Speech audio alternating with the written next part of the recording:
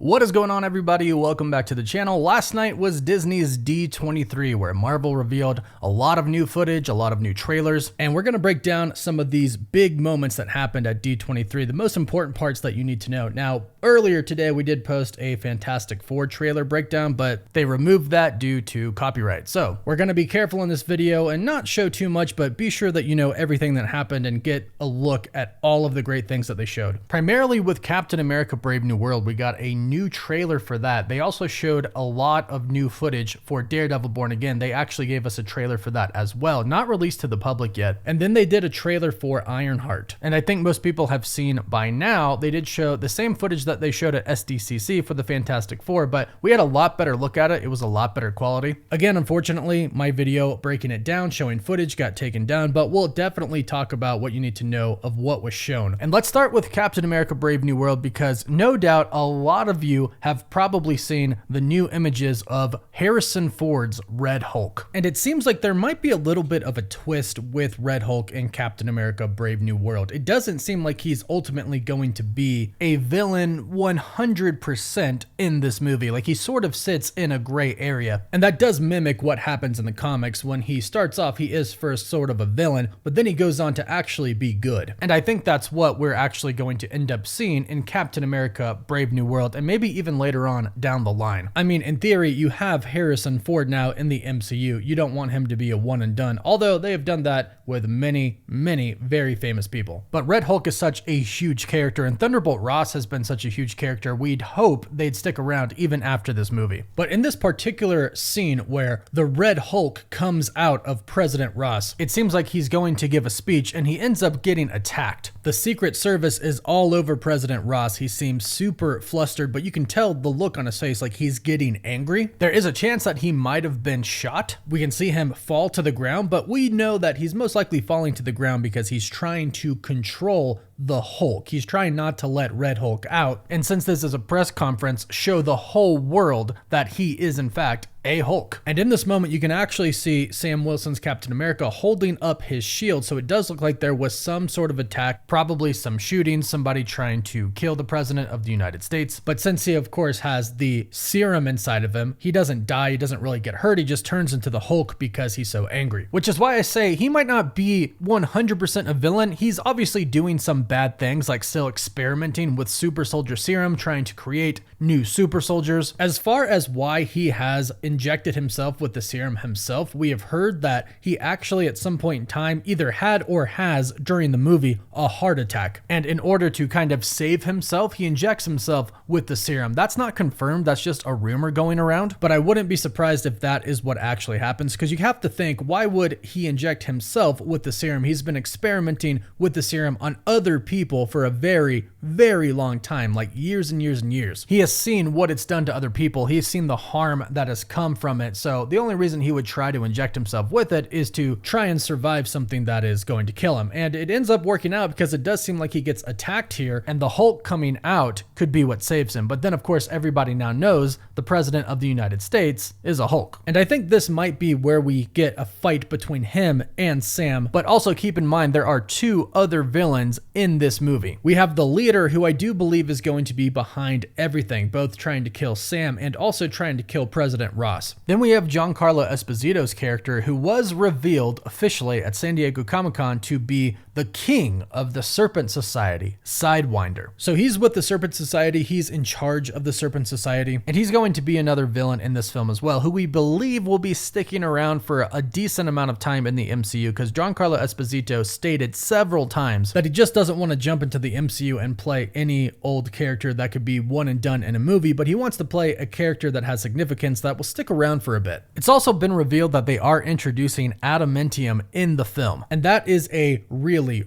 big thing. And obviously with the X-Men reboot coming up, which is officially confirmed, a lot of people, of course, rightfully so, are associating adamantium with Wolverine, especially since Deadpool and Wolverine just released in theaters. But besides that, most of the footage is pretty much the same. The new parts that we get were of Sabra, who is confirmed now at this point to be a former Black Widow. They've changed her character based off of everything that is going on with Israel right now, so her new character is a former Black Widow agent. And after the attack attack that takes place with Isaiah Bradley. And from what the trailer shows us, an attack on the White House itself takes place. It explodes, and it looks like that might not be due to Red Hulk, but an actual attack via a bomb. But the president goes into a bunker. He's underground, and Sam Wilson walks into a meeting that he's having. And then once he enters the meeting, President Ross tells everybody else who's there, about 9 people in the room, to leave. Everybody leaves, but then Sabra comes in, and Captain says, "Can I get a minute with the president?" But then President Ross says she stays. Then we saw a part in the original trailer that was released publicly where Captain says your inner circle has been compromised, but in this new trailer, it seems like they're talking about Isaiah Bradley and sleeper agents. Captain is trying to talk to Ross about it, but Ross says, "Aren't you a little too close to this situation?" He then looks at Sabra and says, "You have my full authority to put this situation to bed." So it kind of seems like she might be going after Isaiah Bradley, which of course Sam Wilson would have a problem with. So as you can see, there's a lot of different kind of sub-stories going on within this movie. A lot of it seems and looks very interesting, and we did get a look at Joaquin Torres, aka Falcon, the new Falcon. We got a look at his new suit, and it looks pretty good. I'm hoping with the reshoots and the rewrites that they did with this movie turns out extremely good. Then we dive into the new Daredevil Born Again trailer that they showed.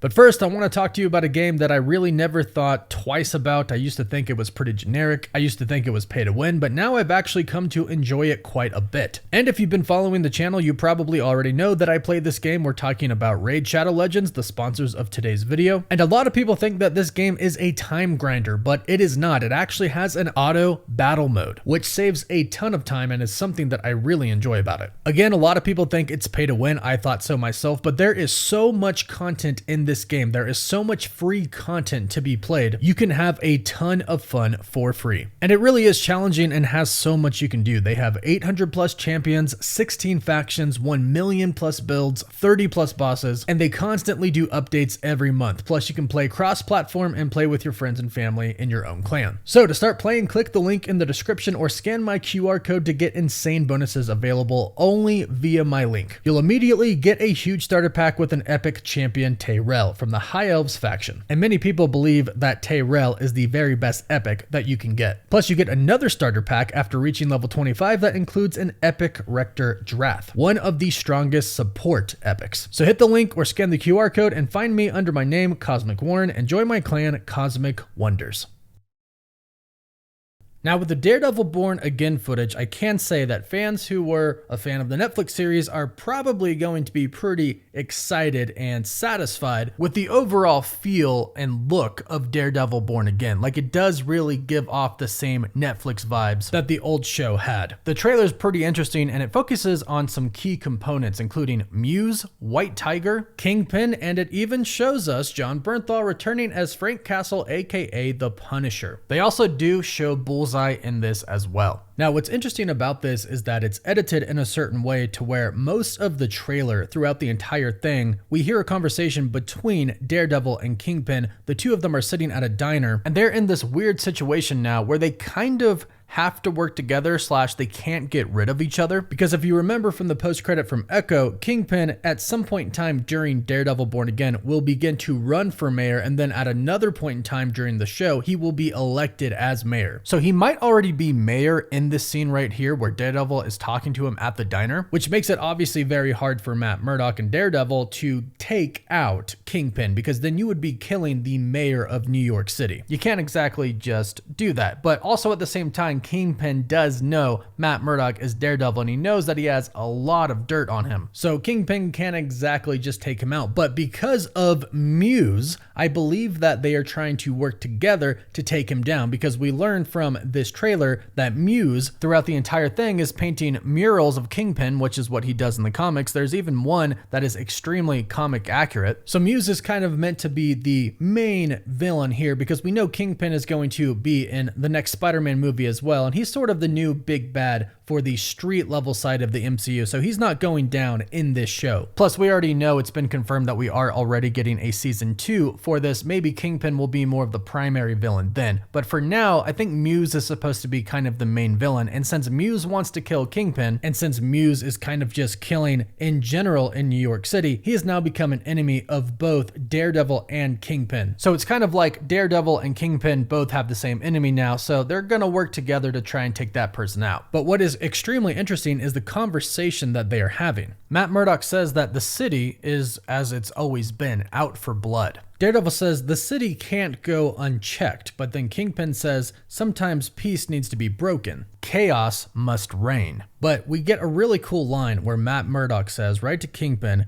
"It seems like we really understand each other. So if you step out of line, I am gonna be there." And Kingpin replies, "This caution that you're giving me, who's it from? Matt Murdock or your darker half?" And Matt Murdock just smiles, and Kingpin starts to laugh in a super menacing, and I'll say awesome way. But this scene implies right here, one is that they're kind of going to be working, maybe not together, but alongside each other. Kingpin wants to take out Muse, so does Daredevil. But let's not forget what we know about this series and what is to come. Kingpin is going to make being a vigilante illegal. This is a part of his plan to clean up New York City, which he does want to do, but keep in mind, he is still Kingpin. So even though he's mayor, he still has the gangster side of him, I'll say. So he still is taking measures, taking care of things in a Kingpin way that's not so mayoral-like. And it seems like basically during this conversation that Matt Murdock and Kingpin are having, Kingpin is essentially telling Matt Murdock that, hey, you know what? We want the same thing. I want the streets of New York cleaned up. I don't want these people going around and killing.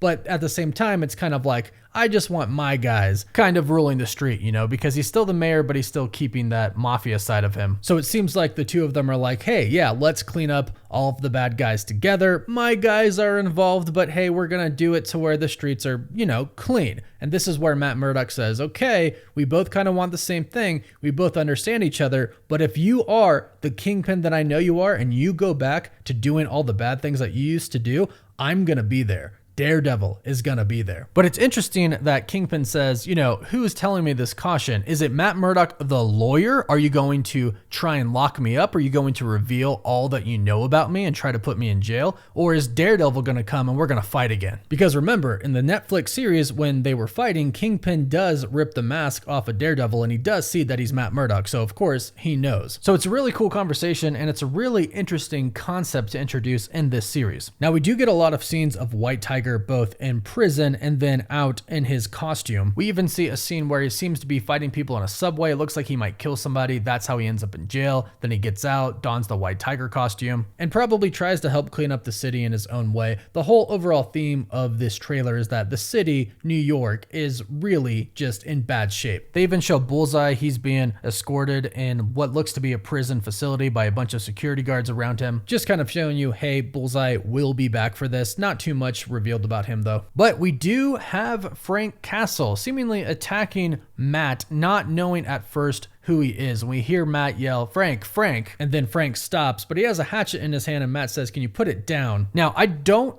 think Frank has ever seen Matt Murdock's face. I'm not sure he's ever seen Daredevil without the mask, so maybe that's why he doesn't recognize him at first. I could be wrong about this. Go ahead and let me know if I'm wrong in the comments, but I can't recall a time where he has actually seen his face. But obviously it does seem like a lot of time has passed between the Netflix series and where we're at now. So anytime in between, he might have been in contact with him off screen. We just didn't see it. They also have Kamala Khan, aka Miss Marvel's father, in this, as well, as he works at a bank and the bank looks to be like it's getting robbed and Matt Murdock shows up. They also do show Foggy and Karen in this as well. There was an early version of the script where they both died. I'm not sure if they're still going to do that. Doesn't seem like it, but we do know that Bullseye is going to be after Karen in this show. Then overall, they just showed a lot of fight scenes. Unfortunately, I can't show them again due to copyright, but overall, the trailer really was something. And like I mentioned, they did show trailer footage of the Fantastic Four. It was the same footage that they showed at SDCC, but we got a much clearer look at it. And a big thing to note is that a plot leak or plot details about the film came out this week that reportedly came from somebody on the set of production who got a good look at a lot of the script. And one of the biggest things to note here about these plot details and the trailer that was shown is that in the very beginning of the trailer, Reed Richards is talking to a bunch of kids and he's doing a lot of math on a chalkboard, and he says, this not only confirms alternate dimensions, it suggests that parallel Earths exist on different dimensional planes. This is important because one of the things that these plot details for the movie stated were that the Fantastic Four are very famous in their universe, but they have a secret, and that secret is they don't actually actually come from that universe. Instead, they come from the 616 universe, our sacred timeline. So it seems like Reed